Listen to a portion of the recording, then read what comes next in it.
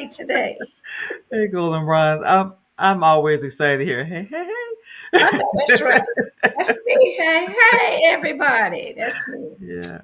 Well, thank you, everyone, for tuning in to Gab with Golden Bronze. We are certainly appreciative that you decided to see what we're gabbing about today. Today, we are going to talk about food degradation.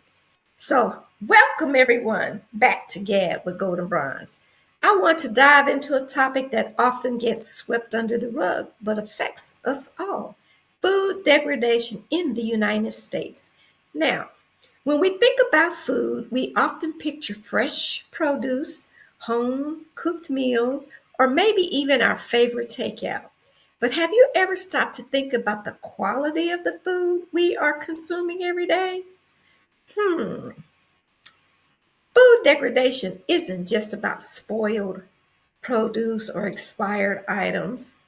It's about the gradual decline in the nutritional value and quality of the food that we eat. From overprocessed ingredients to genetically modified crops, now that's what gets me, and the excessive use of preservatives and chemicals, our food has changed dramatically over the years. What used to be whole, nutrient rich foods have become calorie dense but nutrient poor products lining our grocery store shelves. And it doesn't stop there. Factory farming practices, soil depletion, and mass production are stripping away essential nutrients from the foods that should be nourishing to our bodies.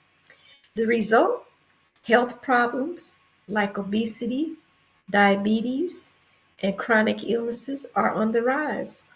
Unknown and unfamiliar and first time cancers, things that people never heard of before, but somebody gets it. Fueled by diets filled with empty calories and synthetic additives. So, what does this mean for us? How do we protect ourselves and our families from this decline in quality of food? And more importantly, how do we make better choices despite living in a fast food nation? Well, today we're breaking down the causes of food degradation, how it impacts our health, and what we can do to be smarter, more sustainable, and make more sustainable choices. Stick around because this is one episode you don't want to miss. So let's get into it. Let's get into it. Well, food degradation in 2025 encompasses various challenges, including environmental factors, food waste, and innovations in packaging and biotechnology aimed at mitigating these issues. Recent studies have highlighted the detrimental impact of microplastics on agriculture. Mhm. Pin that thought, Mickey G, because we're going to come back to that, okay?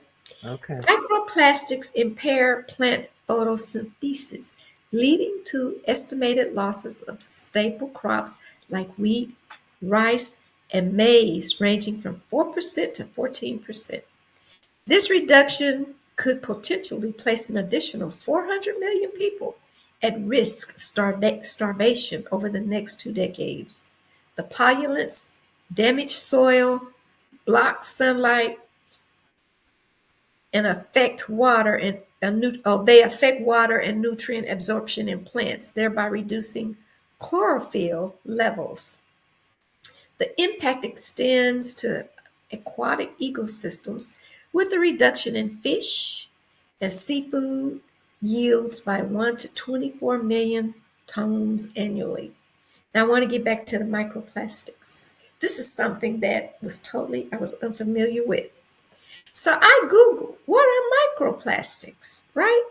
Well, Right. do you know there's little micro bits of plastic in the food that we ingest I coming heard from, something about that. oh my God.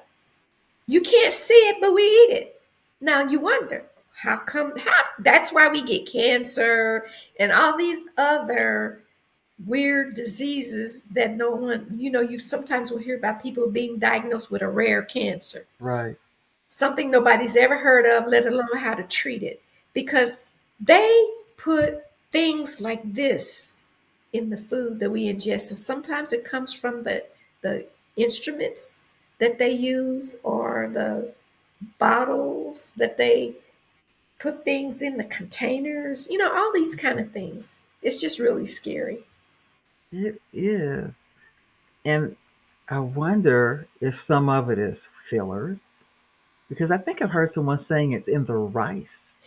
And listen, Yeah. there's plastic rice. I Googled that. Oh And no. there's a way you can tell if the rice is got plastic in it or not. So I'm just telling everybody, you get a bowl of water, put your rice in the bowl. If it floats to the top, throw it out. If it settles to the bottom, it's rice.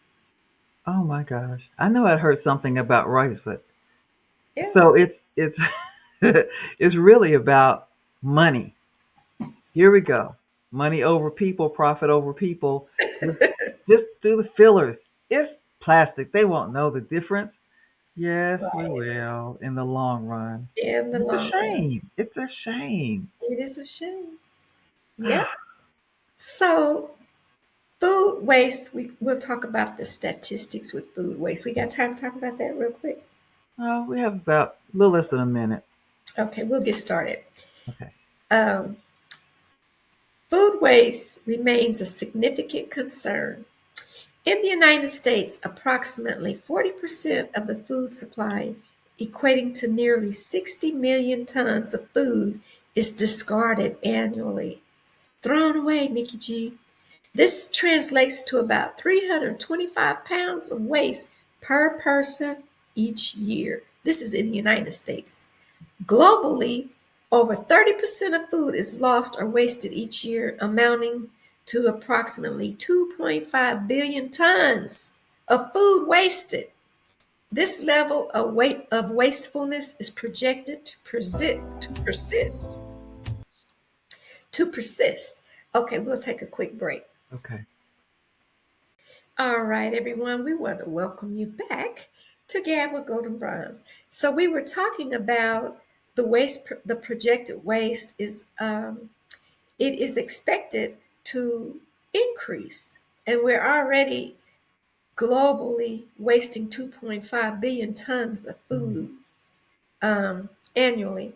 This level of wastefulness is projected, like I said, to persist, underscoring the need for more effective solutions to address food inefficiencies. And that's just terrible. That's too much food to be it wasting. is. It is. Well, we talked about once before, but we'll touch on it again, the innovations in food packaging and biotechnology. To combat food waste and degradation, advancements in food packaging and biotechnology are being developed.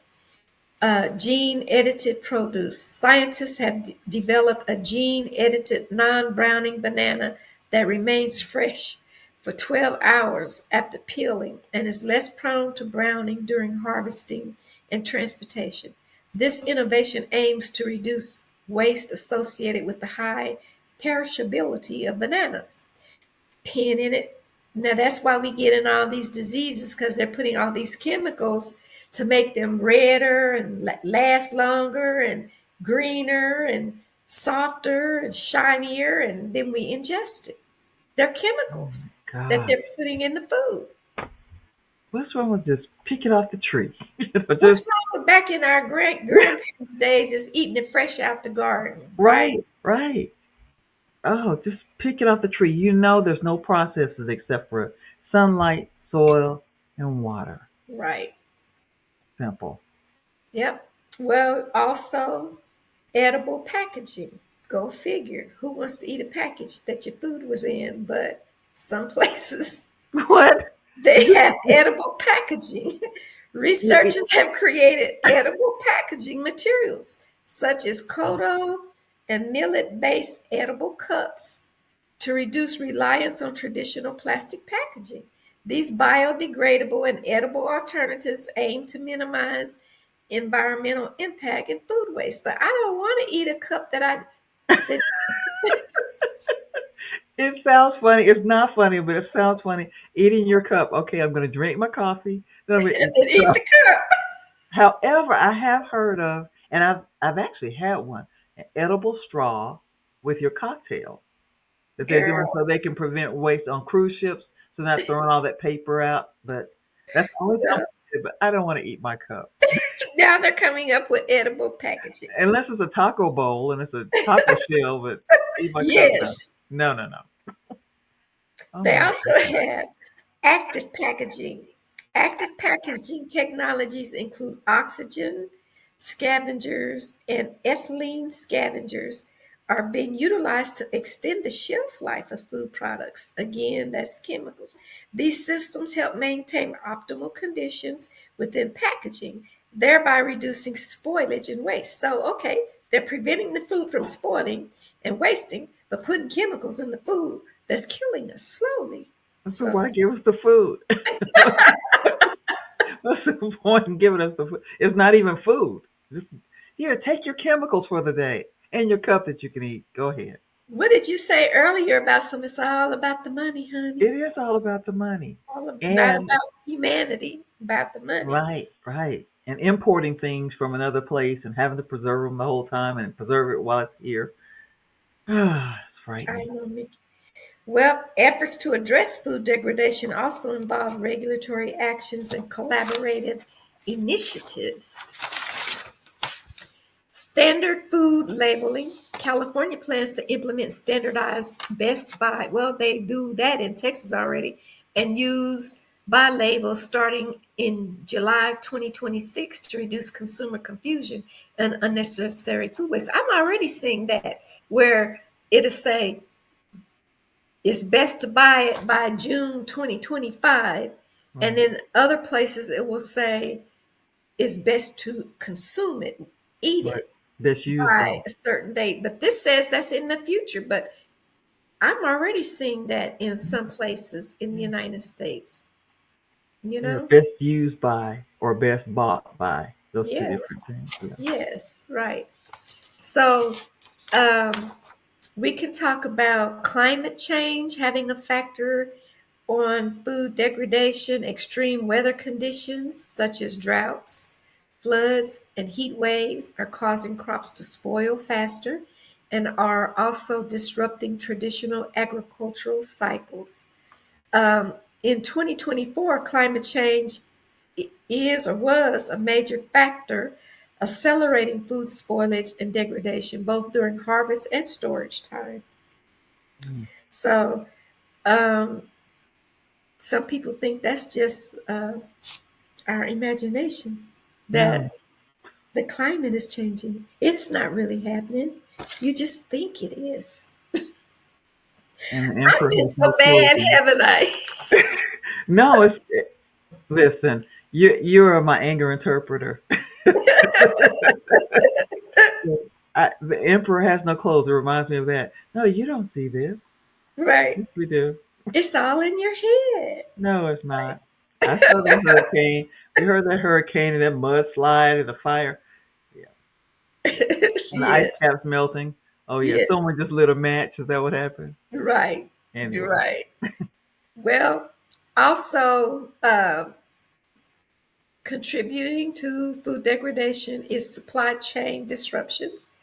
Global supply chains, which were strained by COVID 19, the pandemic in 19 and 2021, and subsequent geopolitical tensions, we know what that is, continue to face challenges.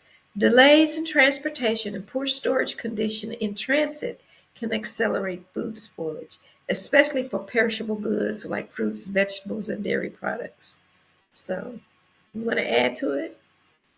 I think I just did. Yeah, It makes me gasp because people try to eat healthily. Say you get your fruits and your vegetables, but then you have to look to see if there's GMOs, if it's genetically modified. Frankenstein fruit, as I would probably call it. You know, you don't know what's put together, what pieces are put together to make that piece of fruit. There's all different varieties of apples, all different varieties of oranges. But why are they different varieties? Is it because of the genetic modification? Is pardon it me. because climate change has ruined a lot of crops and we don't have enough, so we have to make some. You know, that's Probably are one. both, to be honest. But you know what? Here's a little tidbit that you might already know. But when you go buy your fruits and vegetables, when you're buying them with, they all have a little sticker on them, Right. and the sticker has four numbers on it. And they Hmm. either start with 40 something, 60 something, or 90 something, four, six, or nine. And the four somethings are the least expensive, the most genetically modified, Hmm.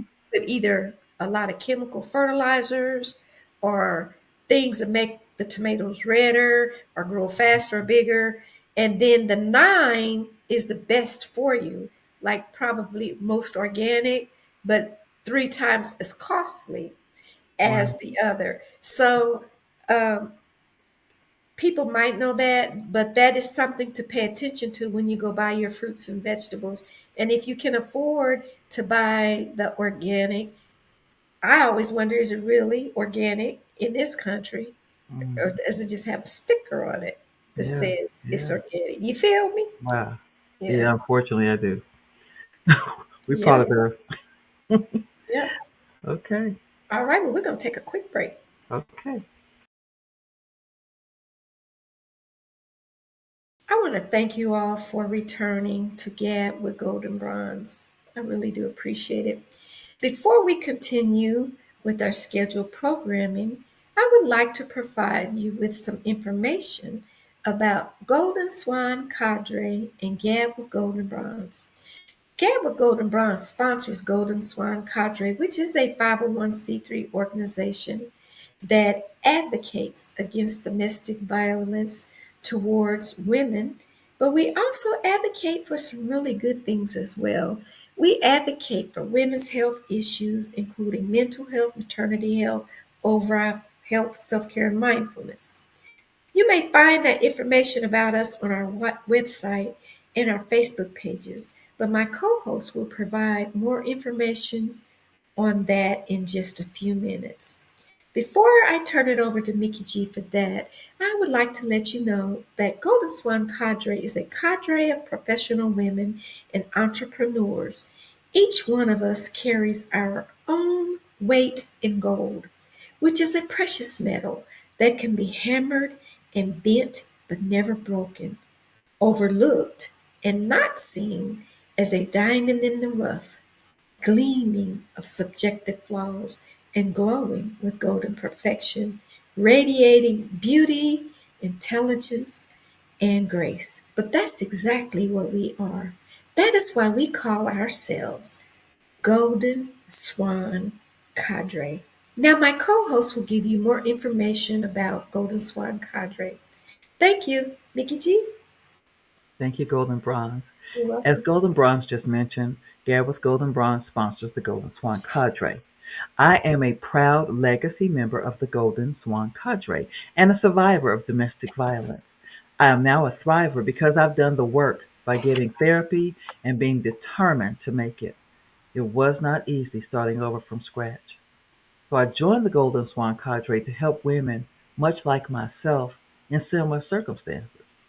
There are so many hurdles to overcome and things to work through you could not imagine.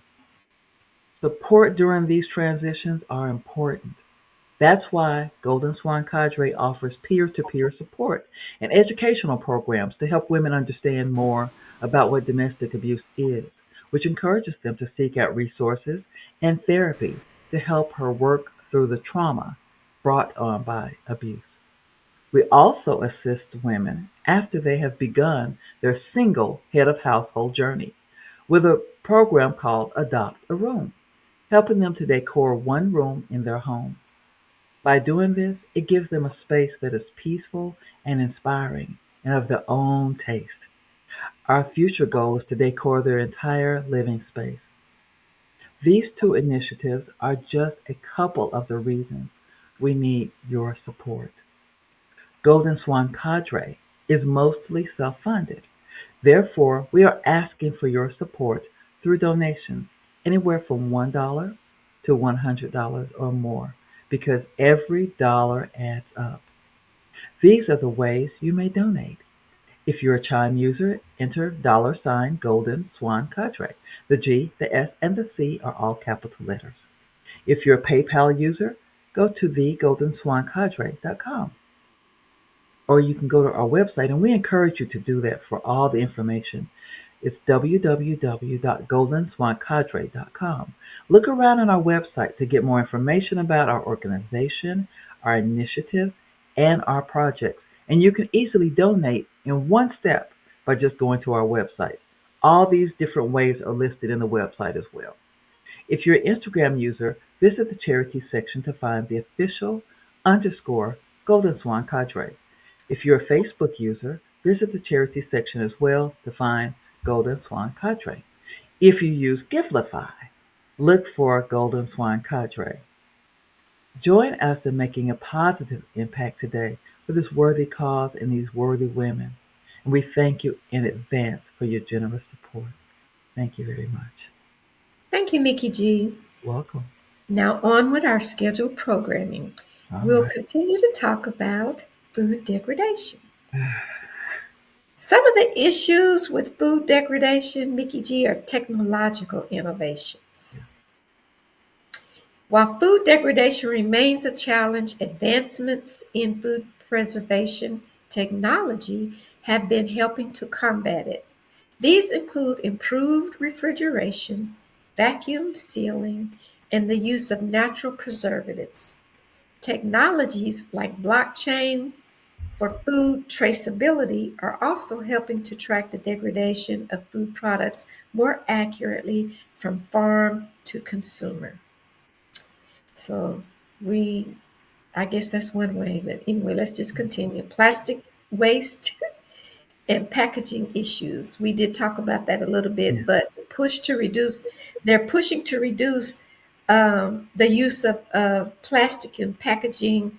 Like, you know how you get, I think those food to order meals come in plastic packaging that you just pop in the microwave. Yes. There's a push to reduce the single use plastic packaging has led to the exploration of alternative materials. So they're exploring how to do that. And I think they've decided to start using like the cardboard, like what um, the straws are made from that you Right. were mentioning, to Right. put some of the food packaging in that where you can Oh, just discard the paper oh, um, instead of the plastic. oh, oh, that's Um, let's see. However, some of these alternatives may not provide the same level of food preservation as traditional plastics, potentially contributing to faster degradation in the packaging. And we will continue when we come right back. oh wow, great stuff. All right, everyone. Thank you for returning. So, as I was saying, a lot of the plastics they're trying to get rid of it to use the cardboard paper boxing. Yeah, and I had heard that microwaving plastics on your food is not a good healthy thing. Could you imagine it melting down or the plastic breaking down and entering your food because of the way it melts over your food? Something about that just doesn't seem kosher to me. And I like the idea of cardboard better than plastic because it melts. Yep. That goes back to the microplastics that we talked about earlier in a segment, and that's how they get into our food. But you know, Mickey, every time there's been times when I've gone to heat up a bowl of something, say ramen, and it's in a plastic bowl, and I catch myself and take it out of the plastic bowl and put it in a ceramic bowl Right. because of the bowl being plastic, you know? Yeah. So Yeah, I'm not too sure I'm happy about the microwave, but we've got to speed it up a little bit sometime. and you know what, Mickey? Speaking of that, I remember when microwaves first came out, my grandmother and my aunt did not want a microwave. And we thought, oh, it's so cool. You can zap your food in 10 minutes. And my grandmother said, well, why would I want to put that radiation in my body? That was for what, 20, 30, 40 years ago, whenever Right. microwaves came Yeah. out. Yeah. She was thinking like that. She didn't Right. own one. She didn't want one. She said she didn't want anything that Right. had to do with radioactivity Right. heating up her food, Yeah. right? Yeah. It's just fast and convenient now, but if you think about it, Yeah. radiation, another problem. Well, we talked about all the food waste, like billions of tons Right. of food that has been wasted. So now there's this increase in global initiatives aimed at reducing food loss. They include better food handling practices, consumer education, like what we're doing now, Right. and policies to incentivize donations of near expired foods to food banks rather than letting it go to waste. So that is something that you'll see often. They used to not want you to donate expired foods to Right. food banks, but that trend has changed. They would rather you donate it to a food bank because they can turn it around faster than probably Right. you could consume it.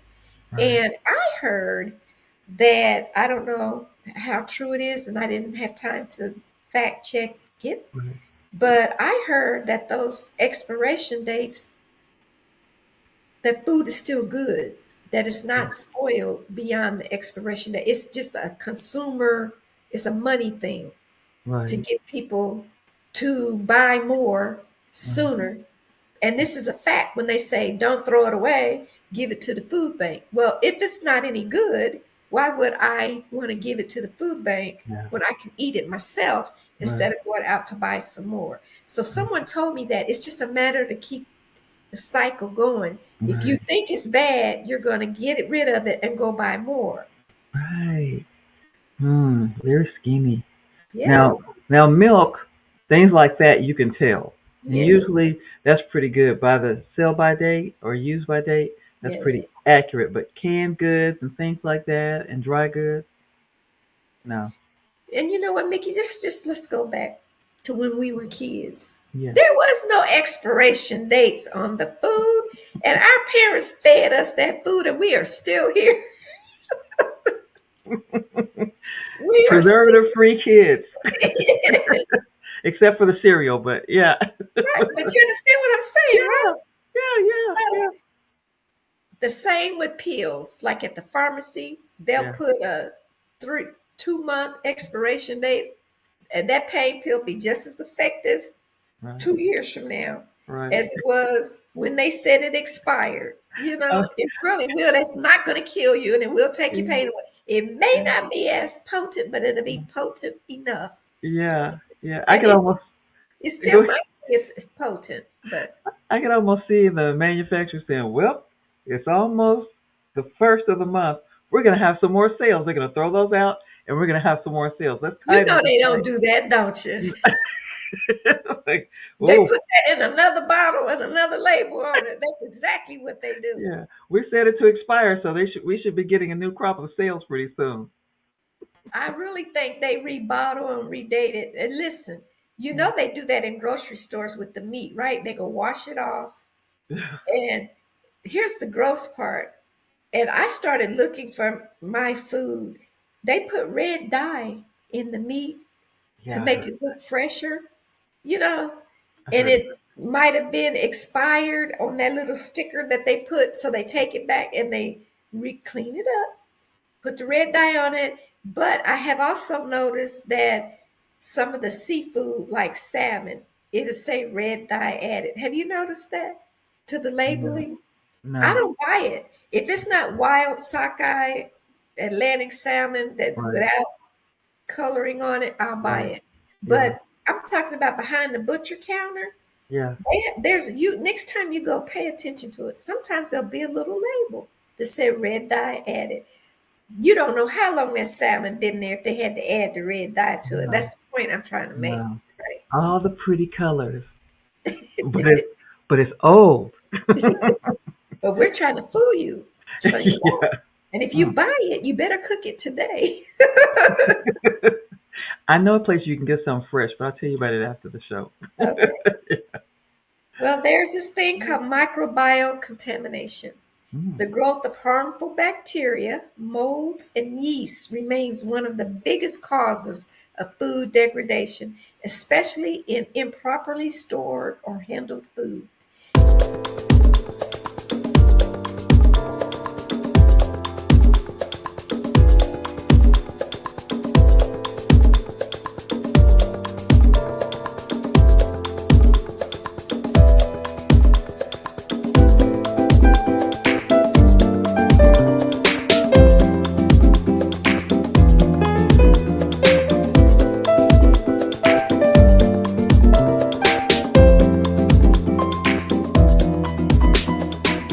And now, on to our program.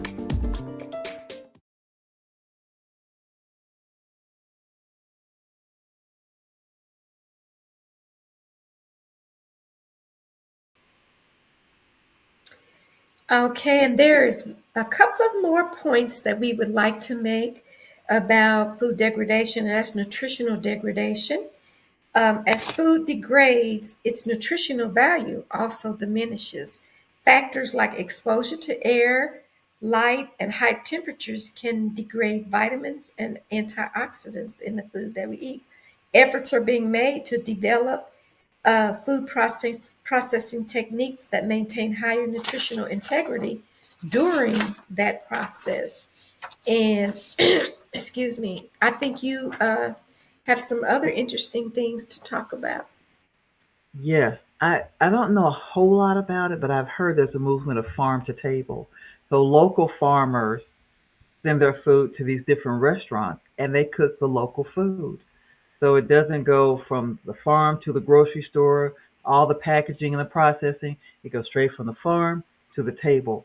The fewer processors we have, I think the better it is for us. That's interesting. I would much rather go to a restaurant that had farm to table. So Yeah. I know you said you knew a little bit about it, and I and everybody listening can Google if you don't have the answer. But do they advertise their restaurants as being farm to table? How could we find some of those restaurants? You That might sounds, be you might be able to Google it. I just happen to know of one in my city that says they tell us that it's farm to table food. well, tell everybody what that is. It's called Whiskey Cake I'm going to Restaurant. look it up and see if there's one here where I Yeah, live. yeah, yeah. So it may be specific to this city or this state, Yeah. but Whiskey Cake Restaurant, Well, that and even sounds delicious, whiskey cake. the whiskey cake is good, and so is the food. They don't have an extensive menu, which is good, Uh-huh. but the fewer processes, the better. I remember at my home we used to have peach trees, nectarine trees, pear trees, a garden, and we would bring everything from the garden. We'd have melons and okra and squash and all those things, and it even tastes better when you just bring it off the tree or bring it out of the garden to the house. I agree. I think you and I had talked about this once before. I Yeah, told you my grandmother used to have a very large garden yeah, when I was like a young kid yeah, up to middle school. yeah, And she would be in the kitchen cooking, and she would say, call us by name, go out there and get me some onion, green onion, or some turnip greens, or, yeah, and we would actually go get it right out of the garden. yeah, And her garden was probably big as my front yard or yeah, bigger because yeah. she had a house on some land, Right, right. generally did back in those days, right? Had a little more land than we have now. Yeah. Um, on these homes, they built them on zero lots, but back then, that I digress. So anyway, she would tell us to go get something, and you're right. I could eat a tomato, just wash it off and put some salt and pepper on it right out the Oh garden, yeah. and Oh oh my God, it's to die for. yes. That's how my mother introduced me to salt and pepper on tomatoes. We had a garden when I was a child, and she would pluck the tomatoes off and salt and pepper, or we would bite into it, and she put a little bit on there. It was the best. And then I put it on cucumbers too. You Yes, know, a little salt and yes, pepper on cucumbers, a little seasoning on cucumbers. But do you remember what our grandmothers and my parents used to do this sometime? Maybe your mother did. Canning. yes. Taking They vegetables and did. canning them, fruits, making preserves, or just I used to canning put the them veg. in mason jars, though. Right, right, Yes. right. I'm thinking of doing that myself, learning how to do it. Girl, we Yeah, need to. That's right? all. I'm going to turn half of my backyard into a garden. I think we all better do that as high as grocery prices are going. Yeah, just grow your own food. And you know something else that we did back in my house that I was living in before. We had container gardens. We What is had that? big flower pots where we might have onions in there, or we have these big tubs that you store things in. We put our soil in there, and we planted lettuce. We planted That's um, ingenious, really. yeah, garlic chives, just different things. We put it in our different containers. That way, we didn't have to weed and pull the weeds out. You know, just certain And what things kind we of containers? So that sounds like a better idea to me right, than tearing up your yard. So, what right. kind of container again, Mickey G? Just big flower pots, just huge Big. flower pots. Now we did use the plastic tubs. I don't know if that was safe or not, but the big plastic tubs that you store things in, we would Yes. fill it up with soil, and we would plant things in it and harvest our food. We had it on our deck, so Yeah. it wasn't down in our yard, but we did have a garden in our yard because we had larger things like cantaloupe and watermelon and Yeah. squash, the things that crawl a little bit. Yeah. Those other things that you can contain, you don't have to wait. You don't have to weed it all. You just That's that I saw on Facebook or something a commercial where they were selling pretty much what you're saying, where they had these plants that these things that grow up where you can plant your vegetables in them and bring them in the house even or whatever. But from what you're saying, people have been doing that for years, and somebody else just decided to how to manufacture it and make some yeah, money out of it. yeah. I did everything with containers, even my flowers in my flower bed. Put the mulch down, and all my flowers were in pots, and I didn't have to pull weeds or anything like that. Easy peasy. Well, we're going to talk about that offline because I Okay. have some more questions about it. Okay. Um, What's up? yes. So, in conclusion, everyone, food degradation poses a significant threat to global food security, public health, and environmental sustainability. Addressing this challenge requires collective efforts from individuals, communities, industries, and governments to minimize waste, adopt sustainable practices like what we're talking about. She just told us how we can do that in our own backyards and preserve the quality of our food systems by making conscious choices like growing our own gardens in tubs and big plant planters, I guess is what you call them, and advocates for responsible policies. We can protect our food resources and ensure a healthier, more sustainable future for generations to come. And that is the conclusion of our show today, as far as what I have to say about food degradation. I am going to turn it over to my co host to close us out for the day. Oh, thank you, Golden Bronze. That this was a necessary topic. It is a frightening topic, as well as an educational topic. So, audience, we hope that we've given you something to think about, something to plan for, or things to look for. You Mhm. know, to take care of your health, because ultimately our health is our responsibility. Right. And do the best that you can, because you may not have available to you everything that you need, to do the best you can. So, all right. Well, let me tell you something. You may also hear the Gab Golden Bronze Show on VGN Online Radio Box, powered by Zeno FM on the following stations: Culture Shock Radio, Wapter Music, Radio First CO, Rockbox FM. For Apple users, you will get the app going to the Apple iOS store. For Android users, go to the Google Play Store. We're also on PUSO 82.3 FM as well. Currently, we're on Sundays. Well, that is our show. We have enjoyed spending time with you. We thank you for spending time with us. We invite you to come back next time to see what we're talking about on Gab with Gold and Bronze. Have a wonderful day, everyone. Thank you, everyone. Thank you, Mickey G. Thank you. Goodbye.